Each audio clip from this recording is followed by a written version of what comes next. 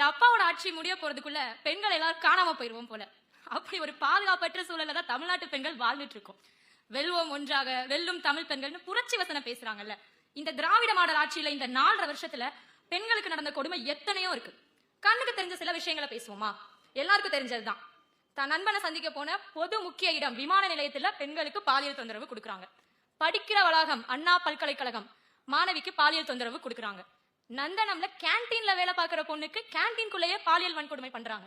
சரி, தமிழ்நாட்டு பெண்களை தான் இவ்வளவு பாடுபடுத்துறாங்கன்னு பார்த்தா பிற மாநிலத்துல இருந்து பிழைக்க வந்த பெண்களை கூட விட்டு வைக்கிறது இல்ல. அங்கேயும் கைவரிசையை காட்டுறாங்க. அடையாறுல ஒரு பெண்ணை 4 பேர் சேர்ந்து பாலியல் வன்கொடுமை செஞ்சு கொலை பண்ணிட்டு போறாங்க. இது என்னன்னா தமிழ்நாட்டுக்கு வந்த சோதனைன்னு நம்ம எதிர்த்து கேட்டா கொலை, எதுக்கு எடுத்தாலும் ஊழல், ஏன்னு கேட்டா அரசியல். இதுதான் இப்ப தமிழ்நாட்டோட நிலைமை.